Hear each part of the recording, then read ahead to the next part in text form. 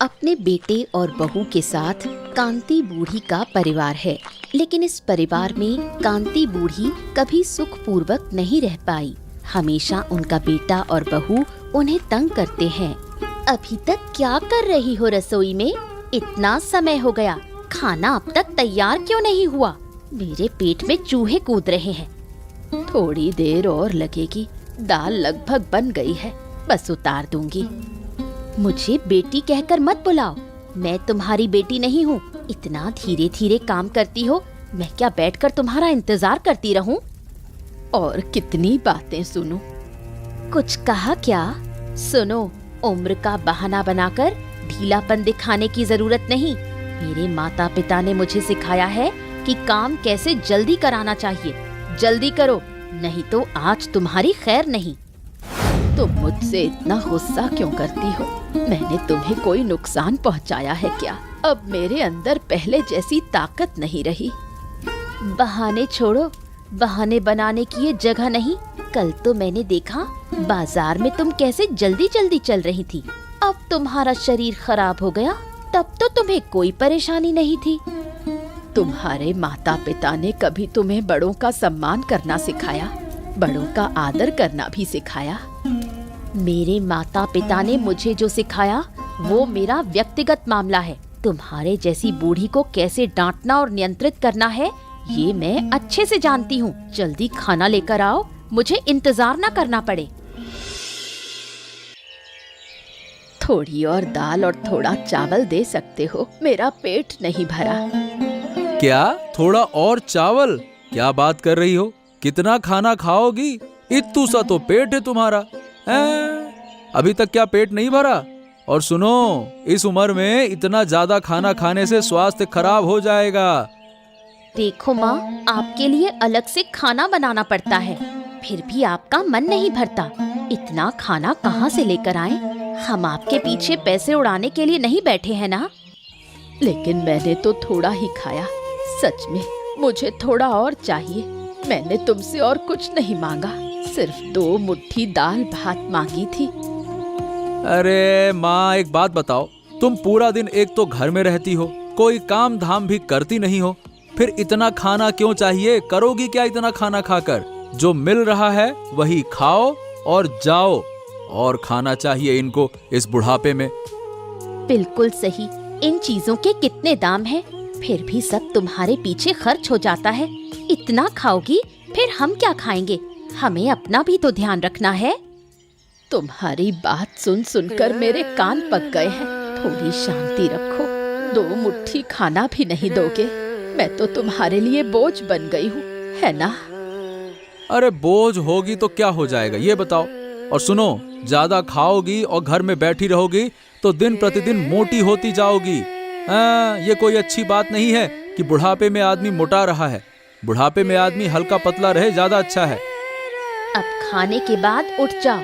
ज्यादा बात करोगी तो जो है वो भी बंद हो जाएगा। कैसे बेटे को जन्म दिया मैंने। बेटा तो अच्छा नहीं, अगर मेरी बेटी होती तो मुझे देखती, लेकिन ये कैसा बेटा है। जन्म के बाद गला दबाकर मार देना चाहिए था। सुनो, ऐसे और नहीं चलेगा। और कितने दिन तुम्हारी माँ के साथ रहेंगे? वो हमारे ऊपर बोझ बन चुकी है। अरे ये क्या बातें कर रही हो आराध्या? माँ को ऐसे घर से निकाल दें क्या? कुछ भी बोलती हो, ये कैसे संभव है? कुछ भी हो, वो है तो मेरी माँ ना। अब इस उम्र में कहाँ जाएंगी बताओ भला? क्यों नहीं संभव? देखो, अगर हम चाहें तो सब संभव है। तुम क्यों नहीं समझते? मैं और नहीं सह सकती। वो दिन भर बस खाना खाती है। उनके पीछे कितना खर्चा होता है, तुम्हें कोई परवाह नहीं? ओहो, देखो तुम्हारी बात मैं समझ रहा हूँ। माँ को लेकर मैं भी चिंतित हूँ कि वो खाना ज्यादा खाती हैं, लेकिन कुछ भी हो, वो है तो मेरी माँ ना। उन्होंने मुझे पैदा किया, इतना बड़ा किया। उन्हें घर से निकाल दूंगा तो लोग क्या कहेंगे, ये सोचा है? नहीं नहीं नहीं नहीं, ऐसी हरकत मैं नहीं कर सकता। फालतू की बात मत करो। लोग क्या कहेंगे ये सोचने की जरूरत नहीं। लोग तो हमेशा बोलते रहेंगे। हम उन्हें घर से निकाल देंगे। वो अब छोटी बच्ची नहीं है, खुद अपनी देखभाल कर लेंगी। अरे अब मैं क्या कहूँ, मुझे सही बताऊं, कुछ समझ में नहीं आता। घर से निकाल दो, निकाल दो, निकाल दो। कहाँ कहाँ निकाल दूं, कहाँ भेज दूं उनको? इस उम्र में कहाँ जाएंगी बताओ? समझ क्यों नहीं आता? यही सबसे अच्छा तरीका है। हम उनकी देखभाल नहीं कर सकते, और अगर हमारे बच्चे होंगे तो हम उन्हें क्या सिखाएंगे कि एक आलसी व्यक्ति पूरे दिन घर में बैठकर खाता रहे? ये हम नहीं चाहते। अरे अब मैं क्या कहूँ। वैसे घुमा फिरा के देखा जाए तो बात तो तुम सही कह रही हो। लगता है अब यही एकमात्र उपाय है। अरे भाई सुना, कैलाश के घर में क्या हो रहा है? आजकल रोज झगड़े की आवाज सुनाई देती है। हाँ हाँ सुनाई देती है, या कान लगा लगा कर सब सुनते हो? अरे नई बहू आई है आराध्या, उसने बूढ़ी को एकदम नाक में दम करके रख दिया है, परेशान कर दिया है। हाँ हाँ हाँ, मैंने भी देखा है। बेचारी बूढ़ी पूरा दिन काम करती है, फिर भी उसे भरपेट भोजन नहीं मिलता, और वो बहू कैसे डांटती है। राम राम राम राम, देखकर तो मुझे खुद गुस्सा आता है कि कैसे, अब क्या कहूँ। बिल्कुल सही कहा। और पता है मैंने क्या सुना कि कल दोपहर को बूढ़ी थोड़ा और भात मांग रही थी। कैलाश और उसकी बहू ने ऐसा सुनाया कि क्या कहूँ। ऐसा लग रहा था जैसे बूढ़ी ने थोड़े से चावल नहीं, इनके मुंह से निवाला छीन लिया हो। ऐसी बातें कर रहे थे। अरे छी छी छी छी छी छी। अब बताओ भला, अपनी माँ को 2 मुट्ठी खाने को भी नहीं दे सकते। ये कैलाश सही में बहुत बदल गया है, पहले तो कभी ऐसा नहीं था। और नहीं तो क्या। और सोच के देखो, अगर बहू जहर दे दे तो क्या होगा? अपनी सास को इस तरह अपमानित कर रही है और कैलाश चुप है। वही तो, लगता है कि घर से बाहर निकाल देंगे। लक्षण तो यही लग रहे हैं। उनकी बातचीत में ऐसे संकेत दिख रहे हैं। हाँ और नहीं तो क्या, मुझे भी यही लगता है। बूढ़ी अगर घर से बाहर जाए तो पता नहीं कहाँ जाएगी। उम्र भी ऐसी है, न चल पाएगी न कुछ कर पाएगी, कहाँ जाएगी? अरे वो तो बात की बात है कि कहाँ जाएगी। पहले देखो कैसे झगड़े करके उन्हें और कष्ट देते हैं वो। मुझे तो देखकर दया भी आती है, दुख भी लगता है, और कई बार हंसी भी आती है। हाँ बिल्कुल, और इस युग में ऐसे बहू और बेटे से बदतर तो कोई होगा ही नहीं। हाँ। आखिरकार योजना के अनुसार कैलाश और आराध्या मिलकर कांति बूढ़ी को घर से निकाल देते हैं। कांति बूढ़ी की विनती उनके कानों तक नहीं पहुंचती। अरे चलो माँ, और बातें मत बढ़ाओ, जो कह रहे हैं वही करो। कैलाश, मुझे कहाँ ले जा रहे हो? रात में कहाँ जाऊंगी? मुझे इस तरह मत फेंको, मेरे पास कोई जगह नहीं। इतना नाटक क्यों कर रही हो? हम तो आपको जबरदस्ती नहीं ले जा रहे, खुद ही चली जाओ, हमें कोई परेशानी नहीं। कैलाश, तू तो मेरा बेटा है, मुझे ऐसे क्यों दुख पहुंचाता है? पूरी जिंदगी तुम्हारे लिए काम किया, आज मुझे घर से निकाल रहे हो। क्या मेरा कोई अधिकार नहीं यहाँ रहने का? ए माँ, ऐसा है कि अधिकार तुम्हारा यहाँ रहने का था, लेकिन तुमने खुद ही खत्म कर लिया। जब देखो तब ये चाहिए वो चाहिए और खाना है। भाई ऐसा है कि तुम्हारा बोझ अब हम नहीं ढो सकते, बस। आराध्या, तू मेरी बहू है, मेरी बेटी बन सकती थी। क्या तू भी चाहती है कि मैं घर छोड़ दूं? मैं चाहती हूँ कि आप मेरी आंखों के सामने से चली जाएं। आपकी वजह से मेरा जीवन बर्बाद हो रहा है, और देर मत करो, अब चलो। बेटा, मैं तेरे पैरों में गिरती हूँ, मुझे मत फेंको। इस बूढ़ी उम्र में कहाँ जाऊँ? मेरा स्वास्थ्य अच्छा नहीं, इस रात के अंधेरे में कहाँ रहूँ? कम से कम आज रात के लिए रहने दो, सुबह खुद चली जाऊंगी। अरे अब कोई फालतू की बात नहीं होगी, बहुत हो गया। हमने निर्णय ले लिया है, तुम अब हमारे साथ नहीं रह सकती हो, बस बात खत्म। चली जाओ चुपचाप यहाँ से। बेटा, तेरे पैरों में गिरती हूँ, मुझे मत फेंको बाहर। अगर तेरे पिता जीवित होते तो ऐसा कभी नहीं होता। मैंने तुम्हें कितनी मेहनत करके बड़ा किया, क्या तू सब भूल गया? देखो ऐसा है बुढ़िया कि मेरे पास ना ये सारी बातें सुनने का समय नहीं है। फालतू की बात मत करो। वो सब तुम्हारा काम था जो तुमने कर लिया। अब मेरा काम ये है कि मैं अपना परिवार चलाऊं। तुम्हारा बोझ नहीं उठा सकता। बस निकल जाओ यहां से, जाओ। असहाय कांति बूढ़ी आश्रय खो बैठी। अंधेरे में दर बदर भटक रही है। उसके पास आश्रय पाने की कोई जगह नहीं। अरे अरे अरे अरे, कांति बूढ़ी, तुम रात के समय में कहाँ जा रही हो? सब ठीक तो है ना? अब मेरे पास कुछ नहीं बचा। मैं अब अकेली हूँ। अरे ये क्या बात कर रही हो? अरे तुम्हारा बेटा और बहू कहाँ है? मुझे घर से निकाल दिया गया। क्या बात कर रही हो? क्या तुम ये सच कह रही हो? अरे कैलाश तो तुम्हारा बेटा है, वो ऐसा कैसे कर सकता है? मेरा बेटा और बहू अब मुझे नहीं चाहते। उन्होंने मुझे रात में घर से निकाल दिया। मैं कहाँ जाऊं, क्या करूं, कुछ भी नहीं पता। ओ हो, तुम्हारा बेटा ऐसा करेगा, मुझे विश्वास नहीं हो रहा। अरे कैलाश को तो मैं बहुत पहले से जानता हूँ। जरूर तुम्हारी बहू ने उसे ऐसा बना दिया होगा। अरे रे रे रे रे, राम राम राम राम। तुम्हारा दुख सुनकर मेरा कलेजा फट रहा है, लेकिन क्या किया जा सकता है। देखो, कहीं आश्रय मिल सके तो अपना ध्यान रखना। राम राम।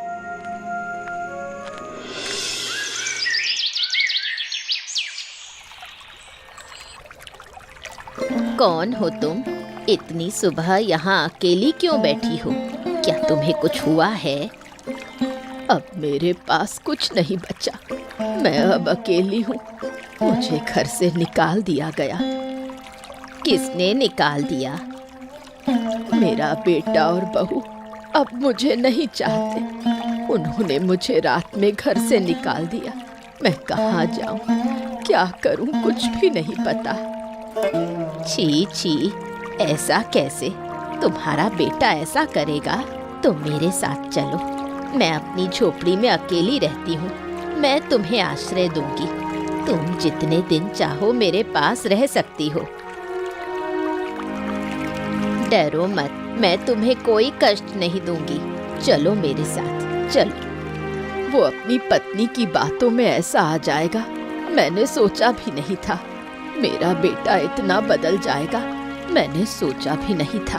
पता नहीं वो अपनी पत्नी की बातों में कैसे आ गया। मैंने उसके लिए पूरी जिंदगी मेहनत की, बदले में आज उसने मुझे घर से निकाल दिया। मत रो बहन, दुनिया में ऐसे बहुत कुछ होता है। तुम अकेली नहीं हो, मेरे भी बहुत दुख है। तुम्हारा दुख क्या है? किसी और दिन बताऊंगी। अभी तुम पहले चलो, आराम कर लो, फिर सब बातें होंगी। तुम्हें देखकर लगता है कि तुम बहुत थकी हुई हो। लेकिन मैं तुम्हारे साथ कैसे जाऊं? मैं तो अब बोझ बन गई हूँ अपने बेटे और बहू के लिए। मेरे बेटे और बहू से भी मुझे आश्रय नहीं मिला। मैं तुम्हारे ऊपर बोझ नहीं बनना चाहती।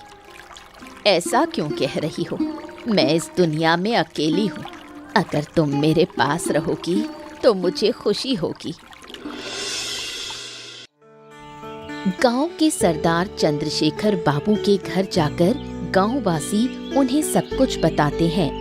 कैलाश और आराध्या की निर्दयता सुनकर वो स्तब्ध रह जाते हैं। बाबू, कल रात मैंने कांति बूढ़ी को सड़क पर देखा था। वो अकेली चल रही थी। मैंने पूछा कि कहाँ जा रही हो, तो उन्होंने कहा कि उनको घर से निकाल दिया गया है। ये क्या बात कर रहे हो? कांति बूढ़ी इतनी रात में अकेली क्यों? उसका बेटा और बहू कहाँ थे? यही तो बताने आया हूँ। कैलाश और उसकी पत्नी ने मिलकर कांति बूढ़ी को घर से निकाल दिया। बूढ़ी बेचारी बहुत रो रही थी। मैं उन्हें अपने घर में आश्रय नहीं दे सका। फिर वो कहाँ चली गई मुझे पता नहीं। ये क्या बातें कर रहे हो? अपनी माँ को घर से निकाल दिया? बाप रे बाप, मैं तो विश्वास नहीं कर पा रहा कि कैलाश ऐसा कर सकता है। मतलब मैं सोच ही नहीं पा रहा। वही तो बाबू, और मैं तो कहता हूँ कि कैलाश की पत्नी आराध्या ने ये सब किया है। उन्होंने कैलाश के मन में जहर घोल दिया। बूढ़ी बेचारी रो रही थी। अगर उनका पति जीवित होता तो ऐसा कभी नहीं होता। अरे छी छी छी छी छी, समाज के सामने चुपके से धोखा दिया। अरे जो अपनी माँ का सम्मान नहीं कर सकता उसका समाज में कोई काम नहीं। हाँ सही कह रहे हैं आप। तो बाबू अब क्या होगा? ये बूढ़ी कहाँ रहेगी? हमें तो उन्हें ढूंढना होगा। हाँ तुम चिंता मत करो, जब तक मैं हूँ कांति बूढ़ी को कोई कष्ट नहीं होगा। मैं उस कैलाश और आराध्या को उचित सजा दूंगा और उन्हें ऐसी सजा दूंगा कि कोई कभी ऐसा बुरा काम सोच भी ना सके। गांव वाले मेरे पास न्याय मांगने आए हैं तो न्याय अब होगा। चंद्रशेखर बाबू जानते हैं कि कैलाश और आराध्या लालची हैं, इसलिए वो उनके मन में लालच के बीज बो देते हैं। हाँ कैलाश, कैसे हो तुम लोग? और ये बताओ तुम्हारी माँ कहाँ है? आजकल उन्हें देखा नहीं तो सोचा मिल लूं। कैसा है स्वास्थ्य उनका? हाँ बाबू, माँ तो ठीक है, लेकिन ये बताइए कि आज अचानक आप हमारे घर पर क्यों आए हैं? कोई जरूरत थी क्या? हाँ हाँ जरूरत थी। दरअसल एक गुप्त बात तुम्हारे साथ साझा करनी थी। ये बताओ, क्या तुम जानते हो कांति बूढ़ी के नाम पर बहुत जमीन है? हाँ। क्या कह रहे हैं? माँ के नाम जमीन है? हमें कुछ पता नहीं। कहाँ है वो जमीन? अरे एक बहुत बड़ी जमीन है, पर कागजात के लिए तुम्हारे साथ बात करनी होगी। अब अकेली हैं तुम्हारी माँ, उनसे क्या ही बात करना। उनके नाम इतनी जमीन है तो मैं क्या कह रहा हूँ कि लोग इस पे कब्जा कर सकते हैं, तुम्हें समस्या हो सकती है। इसीलिए पहले इसके कागज वागज सही कर लो। बाबू, अगर आप थोड़ी और जानकारी देते तो हम देख सकते। मतलब माँ के नाम जमीन है और कागजात किसके पास हैं उसके? कागजात तो तुम्हें खुद ही खोजने होंगे। हाँ, कागजात खोजने के बाद पक्के कागज बनाने में मैं तुम्हारी मदद करूंगा। अच्छा तुम ये सब छोड़ो, एक काम करो, अपनी माँ को बुलाओ, मैं सीधे उनसे बात करूंगा। वो अच्छी तरह से बता सकती हैं कि कागजात कहाँ हैं। बुलाओ। असल में बाबू क्या है कि माँ घर पर है नहीं, वो मामा के घर गई है। क्या है कि मामा की तबीयत ठीक नहीं थी, तो बस बुला लिया उन्होंने अपनी बहन को। लौट कर आएंगी तो बात करवा देंगे आपसे। अच्छा ठीक है, तो फिर मैं आता हूँ। और ध्यान रखना, माँ को मेरी तरफ से मिलने के लिए बोलना और राम राम कहना। और सुनो, ये वाली बात किसी से कहना नहीं, ठीक है? अब कितनी जमीन किसके नाम होगी, कैसी होगी, कहाँ जमीन है, ये तो कागज बता सकते हैं या तुम्हारी माँ। ठीक है, चलो राम राम।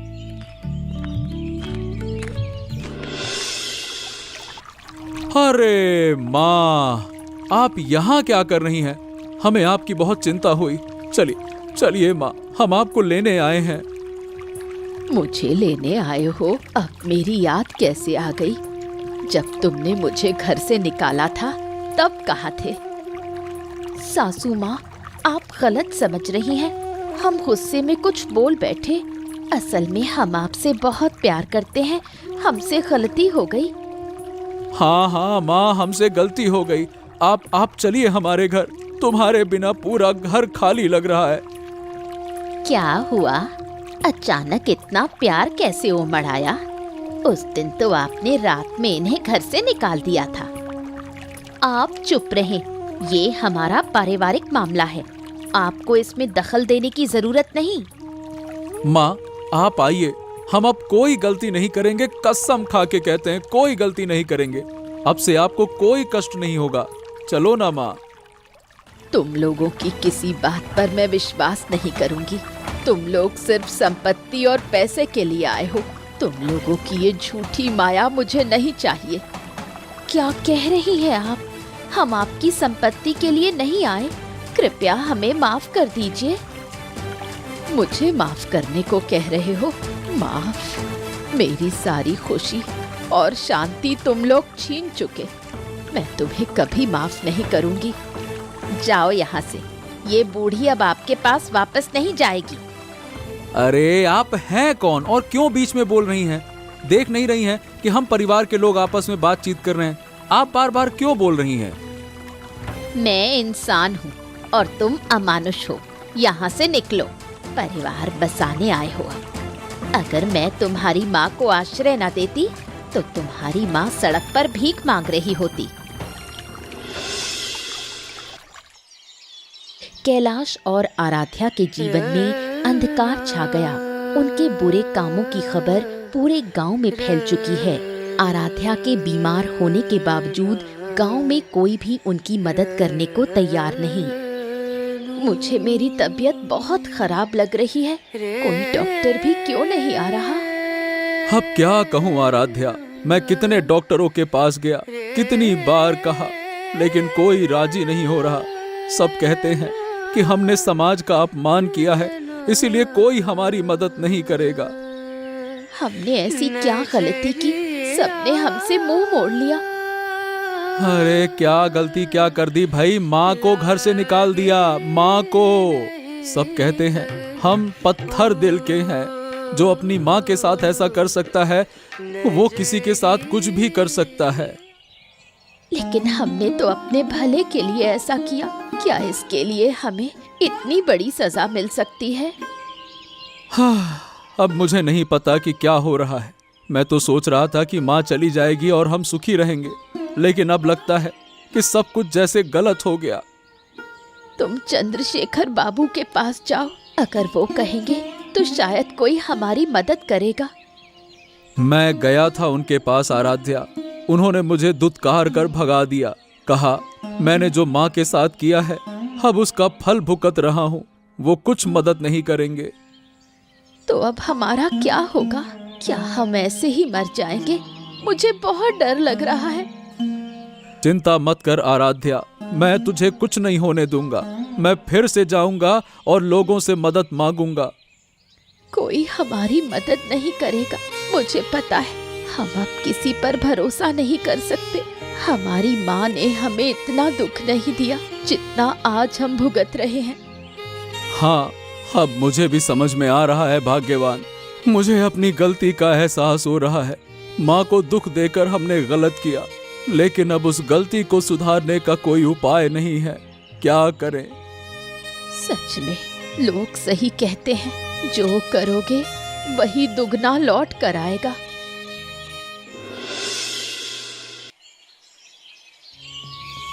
बाबू, बाबू मुझे न्याय चाहिए। हमारी मुसीबत में कोई हमारी मदद नहीं कर रहा। मेरी पत्नी आराध्या बहुत बीमार है, लेकिन कोई डॉक्टर नहीं आ रहा। बाबू, ऐसा मत करवाइए, कुछ न्याय करिए। ओ न्याय। अन्याय करने वाले न्याय की मांग कर रहे हैं। क्या बात है, तुम्हारी मुसीबत में कोई मदद तुम्हारी क्यों करेगा? तुमने खुद तुम्हारी माँ की मुसीबत में क्या किया? उन्हें घर से बाहर निकाल दिया। अरे जो मुसीबत तुम्हारे सर आई है उसे तुमने खुद बुलाया है। मैंने क्या किया है? मेरी पत्नी बीमार है, क्या उसके लिए हमें ये सजा मिल सकती है? बताइए। ये बताओ तुम्हारी माँ कहाँ है? उनका न्याय कौन करेगा जो उनके साथ गलत हुआ?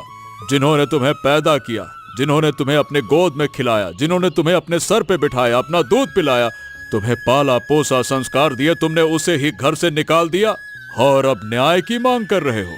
शर्म नहीं आती? मेरी माँ तो ठीक है, वो अपनी खुशी से गई। चुप रहो तुम, मैं सब जानता हूं। तुम और तुम्हारी पत्नी ने उसे घर से निकाल दिया, सिर्फ पैसों के लालच में तुमने माँ के साथ ऐसा किया। ऐसा कौन इंसान करता है? तुम इंसान नहीं, राक्षस और राक्षस। आप हमें गलत समझ रहे हैं बाबू, माँ तो खुद से चली गई। गांव वालों ने तुम लोगों के साथ में क्या किया? अपने माँ का सम्मान न कर पाने वाला न्याय के योग्य नहीं है। बिल्कुल सही कहा बाबू, कैलाश और आराध्या का न्याय होना चाहिए। बाबू विश्वास कीजिए, मेरी पत्नी मर जाएगी। अगर आप कहेंगे तो शायद कोई डॉक्टर आ जाए। बाबू मदद कीजिए। मैं कुछ नहीं कर सकता, जाओ यहाँ से। मैं तुम्हारा कोई न्याय नहीं करूंगा। जाओ, अपने पाप का फल खुद ही भुगतो। चलो जाओ यहाँ से।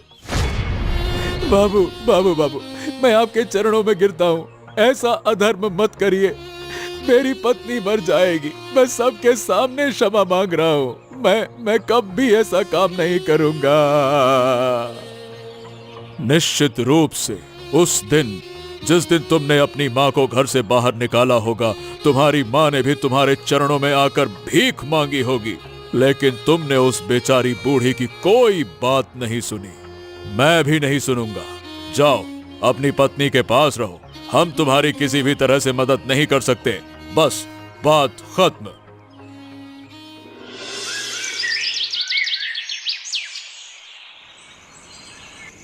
गांव वालों से अपमान झेलने के बाद कैलाश और आराध्या अब अपनी गलती समझ चुके हैं। वो कांति बूढ़ी से माफी मांगने का निश्चय करते हैं। मुझे बहुत दुख हो रहा है। लगता है मैं अब नहीं बचूंगी। ऐसा मत कहो, ऐसा मत कहो। तुम ठीक हो जाओगी। मैं तुम्हें कुछ नहीं होने दूंगा, कुछ नहीं होने दूंगा। मुझे पता है क्यों ये सब हो रहा है। ये हमारे पाप का फल है। हमने माँ के साथ जो किया उसकी सजा मिल रही है। मैं भी यही सोच रहा हूँ। माँ को घर से निकालकर हमने गलत किया। उसका अभिशाप हमारा जीवन बर्बाद कर रहा है। मैंने तुम्हें कितनी बातें सुनाई, कितना दुख दिया, तुम्हें माँ के खिलाफ भड़काया। मेरी वजह से आज ये हाल है। नहीं भाग्यवान, तुम्हारी कोई गलती नहीं है, सब मेरी गलती है। अगर मैं तुम्हारी बात नहीं सुनता तो ये सब नहीं होता। मैंने माँ की बात नहीं मानी। नहीं, अब समझ में आ रहा है कि माँ को दुख देकर हमने कितना गलत किया।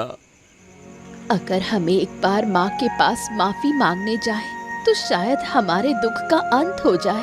लेकिन क्या माँ हमें माफ करेंगी? हाँ, माँ हमें माफ ना करे फिर भी हम जाएंगे, मन से माफी मांगेंगे। जितना अपमान और दुख हमने उन्हें दिया है ना, उसके लिए हम उनसे माफी मांगेंगे। अगर माँ हमें माफ ना करे तो हम खुद को कभी क्षमा नहीं कर पाएंगे। आराध्या, अगर मैं बच गई तो माँ के पास जाकर माफी मांगूंगी। तुम जरूर बचोगी। हम कल सुबह ही जाएंगे। मैं हाथ पांव पकड़कर भी माँ से माफी मांगूंगा। माँ मुझे बहुत प्यार करती है। मुझे यकीन है कि माँ हमें माफ किए बिना नहीं रह पाएगी। देखना। ठीक है, मैं भी तुम्हारे साथ जाऊंगी। मैंने माँ के ऊपर बहुत अत्याचार किया। ऊपर वाला माँ को खुश रखे।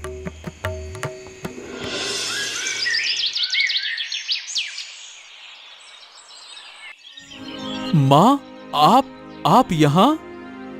सासू माँ, हम आपसे माफी मांगना चाहते हैं। हमें माफ कर दीजिए। मैं तुम लोगों को माफ करने आई हूँ। मैं तुम्हें अपनी सारी जमीन दे दूंगी। अब से वो जमीन तुम्हारी है। माँ ऐसा मत कहो। हम गलत थे। हम समझ चुके हैं माँ। हमसे गलती हो गई। मेरे नाम पर जो जमीन है उसके सारे कागज मैंने तुम्हें दे दिए हैं। अब से ये तुम्हारे हैं। माँ, हम आपका पैसा नहीं चाहते। आप हमें माफ कर दीजिए। आप यहीं घर में रहिए। हाँ माँ, आप हमें छोड़कर मत जाइए। हम आपकी बहुत देखभाल करेंगे। हमसे गलती हो गई थी, अब नहीं करेंगे ऐसी गलती। मैंने तुम्हें माफ कर दिया। तुम मेरे बेटे और बहू हो। मैं जानती हूँ तुम मुझे प्यार करते हो, लेकिन मैं अकेली रहना चाहती हूँ। माँ, तो फिर हमारा क्या होगा? तुम खुश रहो। तुम दोनों मिलकर अच्छा परिवार चलाओ। मैं हमेशा तुम्हें आशीर्वाद देती रहूंगी। अरे, तुम दोनों इतना डर क्यों रहे हो? तुम्हारी माँ सच में मन से तुम्हें माफ कर चुकी है। माँ बूढ़ी हो गई है। अब उन्हें एक मित्र की जरूरत है, इसलिए वो मेरे साथ रहना चाहती है। तुम चिंता मत करो, हम बीच बीच में तुमसे मिलने आते रहेंगे। क्या सच में माँ? आप दोबारा आएंगी? बिल्कुल, तुम खुश रहो। अब मैं जा रही हूँ।